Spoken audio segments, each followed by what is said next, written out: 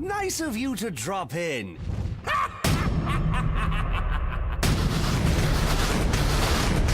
I'll come for you, Joker.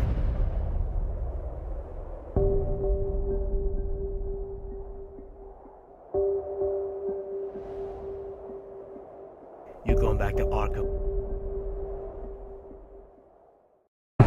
In a similar fashion for the gaming industry, do you find that you get a lot of, well, let's start with pitches, say, that are, I'd like to do a fighting game, but I want to base it on the Capcom versus Marvel universe, or do you find I have this brand new idea for a game, it's set in this story, it's got these characters, which one do you see you define more? I see the latter on more, but unfortunately it's not something that a lot of companies, whether big or small, are looking for, because everyone has an idea.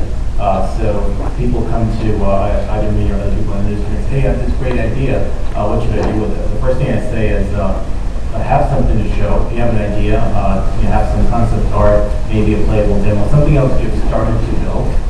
If you're starting from scratch, trying to find other people in the community, you're here today for a 2-day event. Network with other people here and find out someone you can work with. So before you approach, just realize that there's so much competition going on. Instead of just coming forward with a great idea, act upon that idea, have something to show, and it also creates motivation for yourself. If you can't take that first step before you approach someone else to pitch your idea, that means that you maybe don't have enough motivation to complete that. So people want to see before you come up with a pitch, act on that idea, and see if you can get to the next step. Does that answer your question? Yes. Yeah, I was going to say exactly the same thing. Ideas are worth absolutely nothing. Execution is worth absolutely everything. It doesn't matter how great your idea is, 100 more people have exactly the same idea. We're all looking at the same stuff. As far as where the ideas come from, it's from a production side. Maybe we get we approach developers and say, we need a game that does this. Show us your game already that does this. Or from creating games internally, all that stuff comes internally, and it's an iterative process. No one writes a design document and that's the game. That doesn't exist.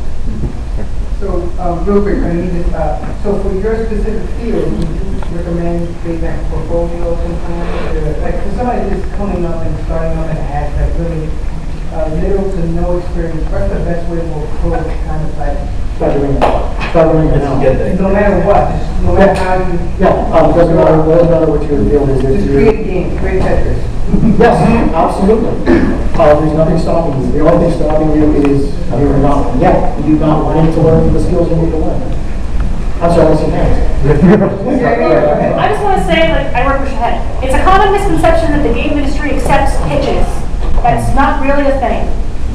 People make games. If the game itself is good, then it might get published. But there's not this thing where somebody goes to a big game company and says, hey, I have this great idea for a game. And the big game company goes, wow, let's make your big game. I mean, it happens very rarely. It gives a lot of money. What usually happens is that a company will come to us with a pitch and basically the game running in a way that we can see where it can go. Right. So I worked on a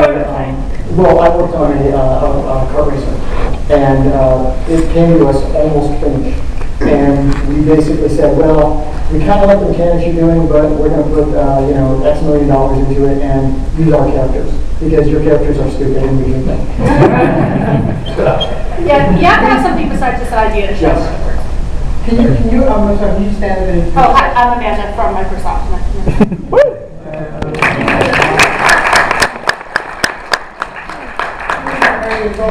gaming, so I want to talk with that.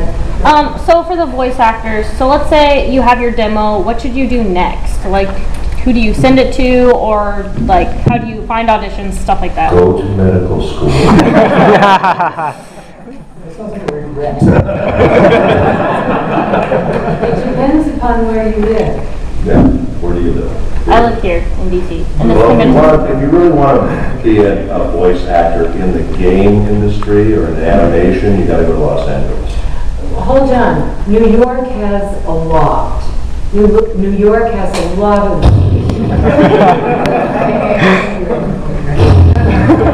was born in New York. Go to medical school. In New York. In New York. New York has studios. ADV Post is one of our friends' studios there. Yeah. There's a lot of studios in But they New honestly York, don't do as Texas, much as we do. and LA are the three places that do stuff. Texas does more And anime. Canada. And Canada. There are places to go, and if you want to be just a voice actor, you can be pretty much anywhere on the planet. Because you can read commercial copy and send it in by your computer. But if you want to be somewhere where they can hire you and do most of the animation and most of the games are done in Los Angeles. And that's just a fact. I mean, if that's something you really want to do, then you have to go there and do that. Once you have your demo, you asked me that question, once you have your demo, start sending it out. Start sending it out to agents, first of all, and see what the response is, and see if anyone's interested, if they like you. Because the agents, if they like you and they sign you, they can start submitting you for jobs. And that's how that works. But do go to voicebank.net because Listen to what's out there you can see what your competition is going to be. And if your demo is not as strong as some of them out there, you're not going to book. You're not going to be sent out. For those of you who are in the area, there's a couple of AAA companies called Firaxis and Bethesda Softworks that make stuff like Economic Civilization and that's the Skyrim, obviously. I'm on XCOM. Yes, Firaxis is up in Maryland. So he's saying he's on XCOM. I said I'm on XCOM, and you're saying that they record stuff here? I'm saying company. Because I'm on 2 XCOM.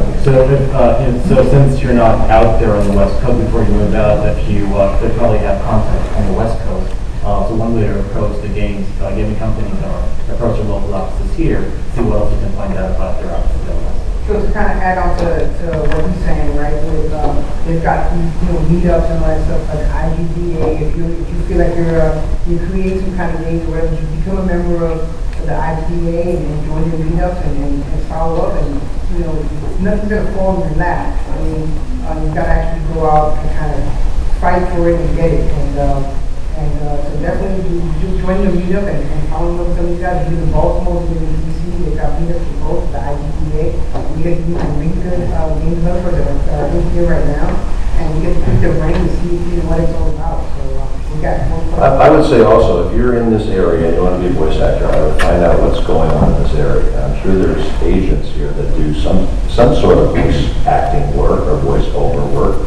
And whatever you have, the more stuff you have under your belt before you get out there is obviously going to be a help to you. If you just go out there cold and say, I'm here, I'm ready to work, no one's going to hire you. But at least if you have a bunch of stuff, you can try to get some commercials locally, try to do some voiceover for stuff. The more stuff you have, the more experience you have, the better you'll be once you get in. And it's not like he said earlier, it's like just do it. If you're not doing it, then you've got nothing to show to put in that portfolio. So definitely, like he said, just do it, do something that you can kind of give these folks and say, hey, this is a dumb game, I call it Limbo, and now, you make $2 million. It's like, it's crazy. So definitely just do it and save it. You got one question on that? Yeah, so when it comes to getting into gaming from a business perspective, all the jobs that I see out there, everyone's always talking about programmers, voice artists, voice actors, things like that. What about people who want to get into gaming from a promotions, marketing, PR kind of standpoint, or even investing? I know, financially everything about Activision, EA, top down as a business perspective, but everybody always talks about the programming jobs. What about every other? So the best way to get into Build is to actually go to the career section of their website to see what is available, and if there's no job openings listed, the jobs are still there. They might need someone internally that they haven't advertised yet. Email the generic email address or call them directly, ask them about how you can be a part of their projects and with the background that you have. Since I mentioned I'm working with both AAA companies and with indie devs as well. In the indie side, they don't have any budget for marketing things. Sometimes just 1 or 2 people doing everything, right? So they're not going to hire a full-time business person. But those other companies, as I mentioned, they do advertise some on their website. And if they don't, reach out to them directly. Yeah, I've been applying to the same company for like 4 years, but a lot of them have issues that they won't hire you without any experience. And some of the people they keep telling me to go to are check out getting into QA. That's a great way to start out. 5 to 6 years out of college, get used to a certain lifestyle, Right. And And Joy's not gonna cut, it's not gonna take you to that, marketing, $45,000.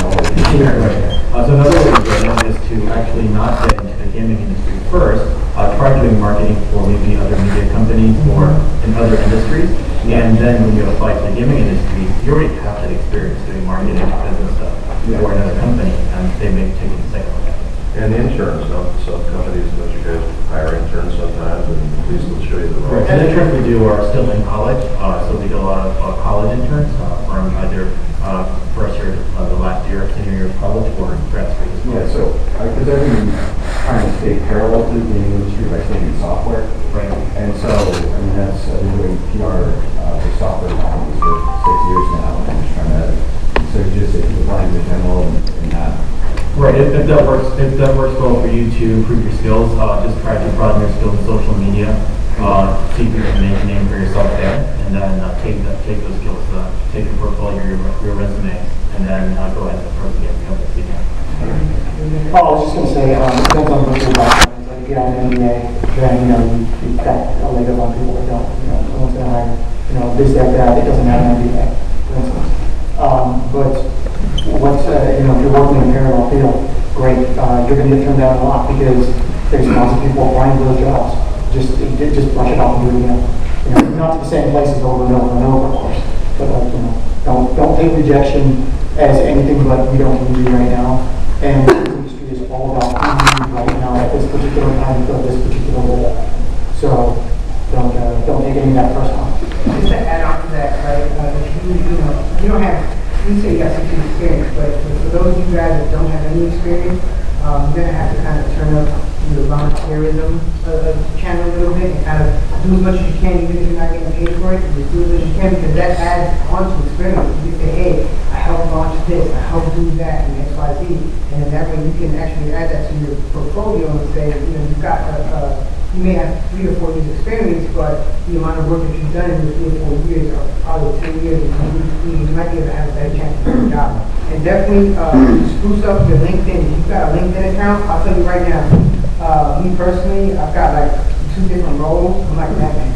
I'm like Bruce Wayne and Batman, and both of them are pretty tight, and definitely keep those and reach out to folks and say, hey, I'm looking for a job and the next one and go for it. So I got a BA in 3D modeling. Anything I should be doing specifically to get in? So see if you can find out among your friend circle or other communities, like as you mentioned, IDT events, that there are programmers or developers that don't have any of those modeling skills, and there's going to be a lot of them, and they're looking for people to work for them. And as Cesar just mentioned, sometimes some volunteer work might help you build up your portfolio before you can find a paying job to do that. So let's say you have a full-time job right now and you have a modeling skills to put it to use, and you met other game developers in the area. You can pool together your resources and publish a game, and maybe you'll still make money off it. Maybe you're not getting paid as you're working on it, but once it gets released, it might work out. So in the local Microsoft offices, I actually will run monthly events where I teach game development, but also bring in app developers and game developers to showcase their creations. So it's a great place for you to stand up and say, hey, I have these great modeling skills, here's some things I've built, let me know if you guys want me in your game, and maybe one or more of those developers might offer you a paid position, whether it's a fixed amount or maybe an ongoing thing. So definitely come see me afterwards if you're interested in that. And that's open to anyone here. If you're interested in connecting with the community, let me know. And I do every third Thursday at the Microsoft office in the evenings in Reston, Virginia, and I'll provide the information if you come see me afterwards. I just want to make a point real quick too. If you are a good modeler and you're looking to pick up a little bit of freelance work, I do hire a lot of people on freelance, and I hire on a regular basis. So if you got skills, then attack this man.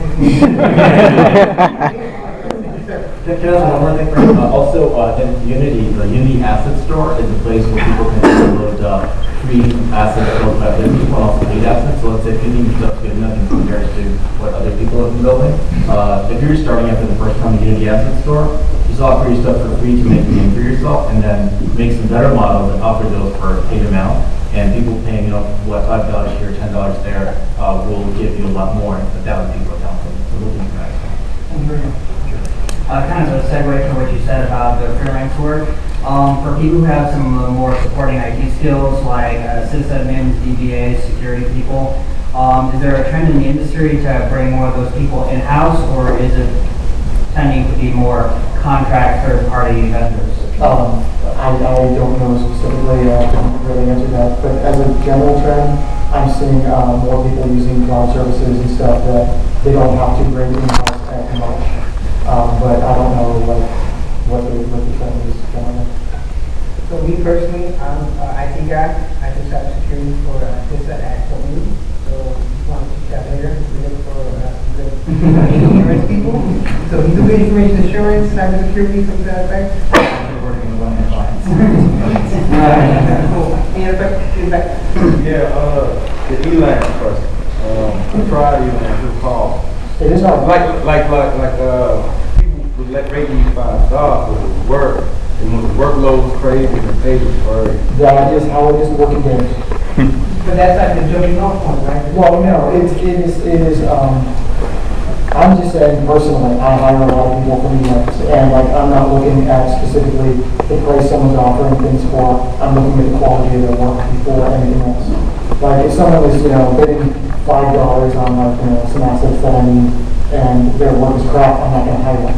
But if someone's, bidding, $500 or $1,000 for the same thing as what I need, and the skills I need, then, yeah, I mean, but it's hard work. And it's really competitive, and it pays like crap, and that is the games industry in a nutshell. So can you explain what that is? Oh, Elance it's just a freelancing platform. You can basically sign up to take jobs from people that are offering jobs. So, for example, if I need sound design, I might go on Elance and say, like, give them an asset list and say, I need these things, and then shape people's portfolios to be able to get a set of sound assets that match what I'm looking for. Is there similar thing for voice actors or actors in general? Well, I mean, there are voice actors freelance, but the quality is not as good as, You guys do that at all? No. Oh, I mean, you guys.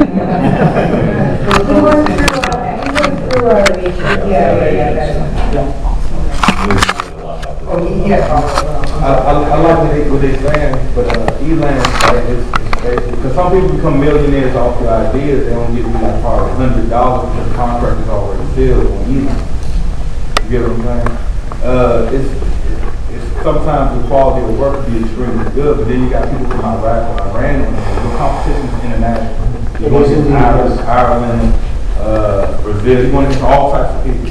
I've locked in jobs where they love my work. They gave me 5 stars, but then you still in competition with people. I'm like, this is a rat race that I'm not going to win. It's extremely difficult. And that's why the work is hard work. You don't take every single job that is offered in any sort of freelancing gig. You take people that can actually pay you what you need to do the work to their standards. If you're taking everything, then yeah, you're going to get overwhelmed, and it's not going. Nobody's going to be happy. And that's all I got to say about that. But so let's say you want to get into writing video games in terms of like scripting or dialogue or something like that. How would you go about doing that? From a production point of view, every piece of that I've ever done has been a contract show. I don't work with like internal people. We don't have internal writers because we don't need writing services often enough to require them. So Richard and Lynn, do you guys know where folks might go to acquire the services for something that you need? Like what third party do they use? Well, we've both done so. I mean, we've both written a lot of scripts and stuff like that. But it's not that we actually have a company that is entertainment. We do all of this stuff. Anything that has to do with the voice work or writing or directing, we kind of encompass that. But we don't really seek that stuff out particularly. People come to us and ask us, like you were saying, there's not stuff. Most companies don't have internal writers that they keep around to do that stuff because they'll go out and they'll freelance all that stuff and get it. So. Except there, I think Crave Entertainment works in-house only. Well, there's an exception. Everything we say, everything you hear is going to be an exception to the rule. So there's companies that work different ways. There's games that are completely different. It just depends on what it is and what who they are. But networking definitely helps. So if you're at an industry events, whether it's E3 or GDC, make time and save us some money to join attend those and talk to people one-on-one. So let's say if there's something, you have a great idea, you're not going to throw that directly in front of everyone because everyone can hear it. Go up to people one-on-one, talk to professionals who are in the industry and see what they think about your idea. And as a professional who are in the, I guess, regular acting, voice acting, to figure out how you can be right. And speaking of events like E3, because I do E3, I network at it, and the way I have found it's best working, there's so many people having meetings, and these are very, very top people in the business that are having meetings, say with Microsoft. The best thing to do is take your card and talk to them and say, I'd really like to talk to you after you're free. Especially if you're just coming into the industry, that's the best thing to do. And I do that myself because I generally don't have meetings during E3. I'll take meetings afterwards. Getting back to the writing thing is just as competitive as the voice thing, maybe not more so, because all of the writing in games has gotten so much better. I mean, it's just improved so much, and you're getting a lot of top movie, film writers now that are doing game scripts. So that's your competition. So you got some really heavyweights out there that are writing this stuff. And as an actor, I can really see the difference. I mean, the scripts are phenomenal in some of these games. They're really, really good.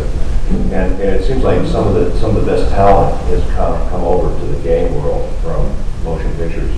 So I mean, these are the people that you're going to be kind of going up against. So once again, if you want to do this, you've got to be really, really good and competitive.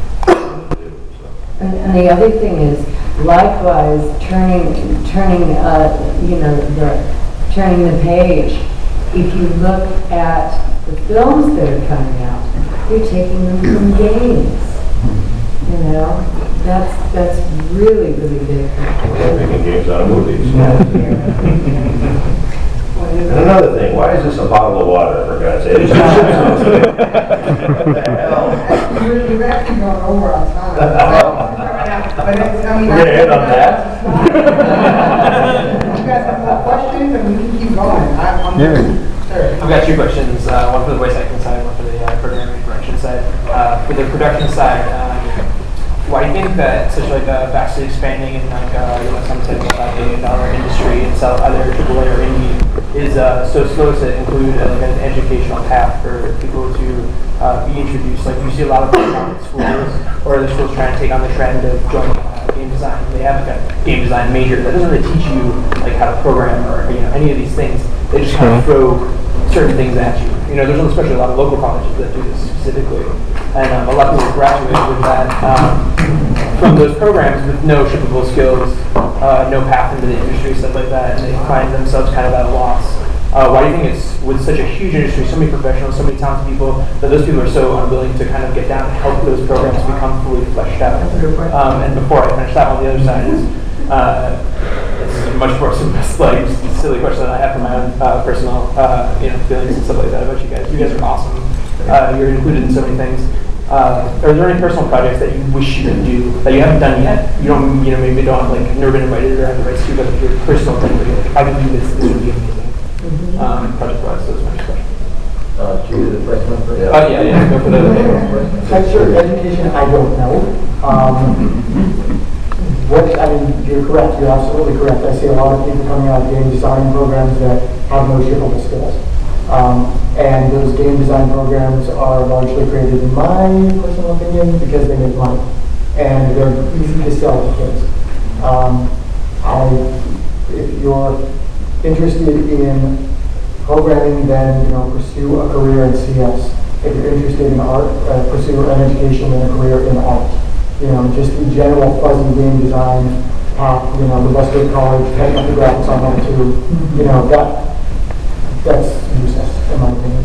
And I don't know why, I wish more industry people would actually help with that. But I think that's just an overall problem with education systems where you're taught these skills where you go in the real world and find they're not really useful.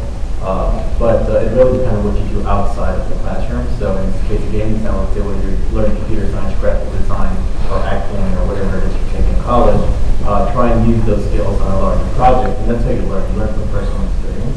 So I found that people who are, I guess, creating shippable skills, so to speak, come out of college with the better skills to get a job, or if they're graduated, they realize that they haven't done anything with those skills, start doing it afterwards. Lots of other online resources that help you get, whether it's as simple as watching a YouTube video and learning how to create an actual game from start to finish, or free or paid video sites you can get online. There's Pluralsight.com, Microsoft selling virtual academy online.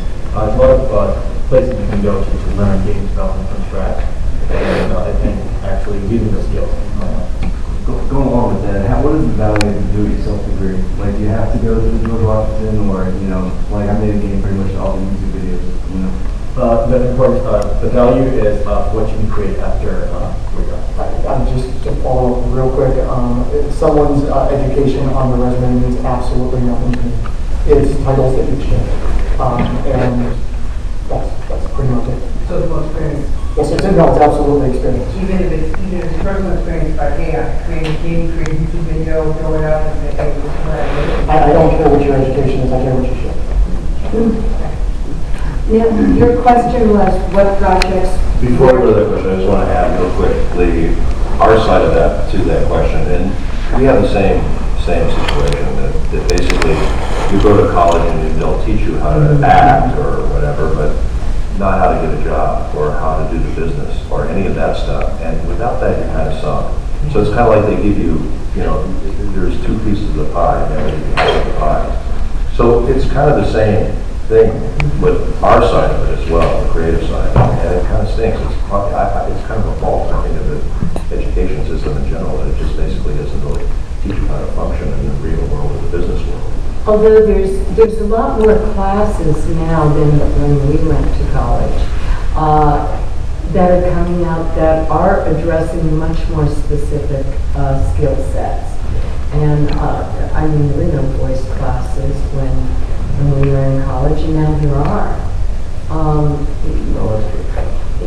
So there's a lot more out there. Classes on how to get to work. No, they don't even teach that in the union. I mean, what I always say to people, who say, well, I want to make a game, or I want to put this together, or I want to put that together, is that I go, you want, and it takes a lot of money many times in order to do this. At least. You have the colleges that have so many things available and utilize the school system to make your project, to make your games, because you're not going to have this opportunity again. Utilize the facilities that you have. It's very, very pricey. They'll do that. The schools will do that. They have classes. There are classes that are available. No. I mean, you have computer classes. Yeah, I think I understand what you're saying. Where a license for 3D Studio Max, for example, is $5,000. There's a lot of college campuses that just have 3D Studio Max on every machine. Visual Studio is expensive, that's on every machine. Leverage those resources to be able to, if your school doesn't own the IP and everything that you've done, don't be careful, that's like that. I would take this one for this. Visual Studio, the professional versions are expensive. We have an express version that's free for everyone at all times. For students, we have a program called DreamSpark, through which you can get the professional version of Visual Studio development tools for free. And we have another program for startups. Let's say if you're graduating from school, you just want to start your own company, you're the only person in it. You can sign up for the BizPart program, and then you can get Visual Studio for free. That's like thousands of dollars for the free stuff. And that's where you can start programming in not only for Microsoft platforms, but using some plug-in third-party tools to publish for Android, iPhone, iPad, and Windows as well. So again, if you're questions for me afterwards, just let me know. Question. I got a question for him. He made a valuable point about school because we're spending, all of us are, struggling and you almost spending $350 to almost $400,000 in education. I got my bachelor's degree in visual communication. But it's like they teach you so much stuff, then you gotta go out and buy your own stuff for somebody to turn you down because some father and son business basically runs everything with your competition, you know. So you gotta basically do almost a lot by yourself, but it'd be good if a lot of more people, or more Americans unify, you know what I'm saying, to come together, more ideas or more stuff, because there's already businesses in place that's scripting, that's modeling, and none of them have been taught as a family. You know, so it's like almost like you didn't get the college students, a lot of people want to give the college students a chance to aspire to that. You know, so it's like, you know, I'm paying all this money to go to school after I come out the military. You know, and it's like I'm here because I'm looking for more. You know, I'm up here doing jobs like dominoes. You know, the military giving me a chance. Like, yeah, I want to do that. But I'm trying to jump into my field. I'm trying to aspire to my high potential. I got a lot of ideas, you know, and I'm not trying to get them stolen. Some of them have got it, you know. So I think it kind of goes back to what they were saying before, where it's like you got to kind of do as much as you can with your time, right? So it's like if you've got time, just go ahead and do whatever it is. Kind of like you were saying, just do it. You know, and I'm sure you have it. I'm just saying it for the crowd. Just do it and post it and share it and put it up where other people can see your work and kind of appreciate it. And eventually, you know, God willing, somebody will see it and recognize it and say, hey, you know what, we should do this guy. It might not be the best job. It's not going to be like, hey, you're going to do the next Call of Duty. It's going to be, hey, you're going to start cleaning this closet. And, you know, and then you work your way up. But to that point too, like when you're looking at jobs in the industry, don't limit yourself to like AAA schools. Don't limit yourself to even working at your favorite indie or whatever. There are million jobs out there. There are jobs working on HTML5 games for advertising agencies. There are all kinds of sort of tertiary jobs to the games industry that you can build your skills, because it's all about building your skills, and it's about gaining the best skills that you can, because you're competing against the most driven, the most motivated, the most skilled people in the industry that in any industries. Richard made a good point as well. It's just the fundamentals of having a job. It's like being there on time, and saying just do what you need to do and go that extra mile. And the president people they would keep around longer. You need to be doing the littlest medium job. Just do the best you can. So the story I wanted to share was that there's a young couple out in North Carolina. I met one of the owners of a small company. They're working on a small thing called Temple Run. I've heard of that. It's immensely popular, and they're a couple of guys. It's a very small company. So they were out there at a conference called ECGC, East Coast Game Conference. They had a little booth, and they're showing their game running on multiple platforms, talking about bringing it to additional platforms as well. And just goes to show, no matter how small you are, whether you're just a single person or a small couple or a small group, you can go out and make something. Not only did they find success with Temple Run, they're able to contract out to work for Temple Run Braid, which is a character from the Braid cartoon, where she's running into the area with the writer and everything. And that work was contracted out, and they were able to get money for that from a large company and still work and develop themselves. So always look at other people for examples, and if you find that your efforts are not working, you might be asking yourself, oh, I've done all this hard work, why isn't it working? Try something different. Maybe it's because you haven't explored other options that are in front of you, or talk to people, see what their frustrations are, see how other people overcame their hurdles. Maybe that might help you. The example of Temple Run as a measure of success is very lofty. Make sure that when you're looking at what your goals are for growth in your field, you are going to, one of my animation teachers always told me that you have a million bad drawings in you, so get them out as quickly as possible. I mean, what he's talking about is just make sure what you're working on is going to suck. It is going to suck the first time, it's going to suck the fourth time, it's going to suck the 10th time. It might suck the 100th time. But it's not because, it's an iterative process. You'll get better at what you're practicing on. It's a discovery with an awesome drawing at the end. Yeah, the rule is 10,000 hours to become a master at what you are, what you want to do. So don't expect that you're going to be a master right away at anything or have the temple run success right away. I mean, the examples of Rovio, 70 games before they made Angry Birds. Or, Temple Run wasn't these guys' first game. And it wasn't their first game by a long time. I'm sure it wasn't their 10th game. And they didn't do it for the money, they did it because it was fun. They wanted to do it. No, do it for the money. It's like you gotta love what you're doing. You gotta. Money will follow if it makes sense, question. Last question, by the way. You know, saying that you need a lot of motivation and keep committing, keep trying to learn. With your career, you guys are already out there. What were some of the things that made you yourself motivated when you guys were going into the industry? Or what was that spark that made you think, oh, this is what I'm going to do for the rest of my life? I don't know that there was a spark. It was an evolution. It was a journey, and really that's the nature of careers. Whether you're doing technical or you're on the other side where we are, it's a journey. You don't just. It's like my mother would say, "You think you're going to make it?" I mean, there is no making it. You have some projects you do that are phenomenal, and some projects that aren't phenomenal. It's a career. So you're not having a spark, you're having a journey.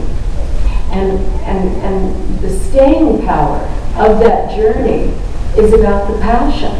It's like if you ask me, or you ask Richard, I mean, I'm an actress, I'm a writer, I'm a director, I write children's books. I mean, my passion is to create, and on my website I always say, if I couldn't create, I couldn't breathe. Because that's where I come from. And so I think that is your spark. Your spark has to be from within rather than from without.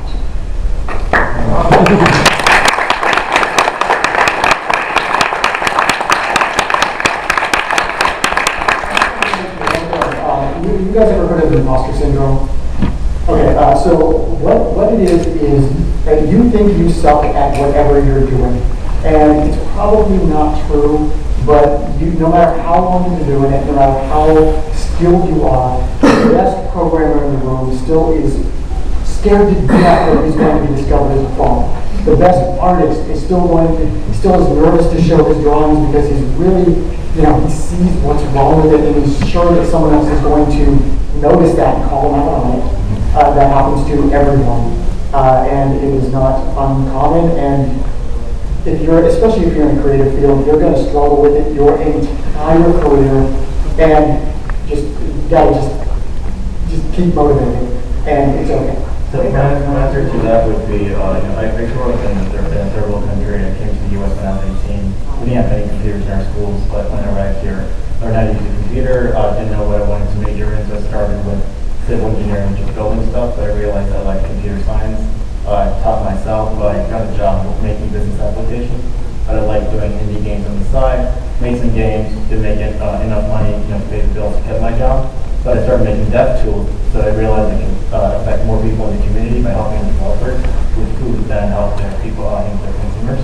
And after that, I ended up getting a job at Microsoft. So one thing leads to another, but if you have a passion for something and you want to do more, and at the same time, if you wish to help others, that actually comes back to helping this one. Cactus Man.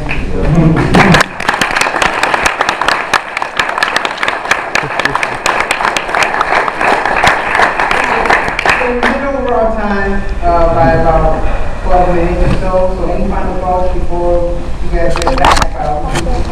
Go to meditation.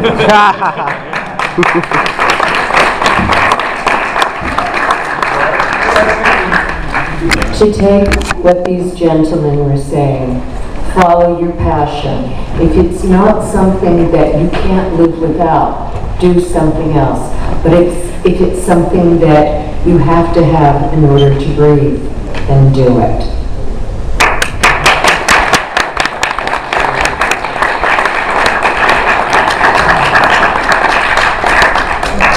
I have a quick note. So those of you who are interested in the event that I run at the Microsoft office, where you can connect with other community members and talk about your skills and how to work on games, or if you have something to show. My website, if you want to note this down, is wakeupandcode.com, so it's CODE, wakeupandcode.com. And every time I have an event, I'll post it. It's a link to my meetup site, where you can get more info. And also, you can ask some questions about how to get the free tools we talked about earlier to make apps and games, not only for Microsoft, every other platform. Attack this man.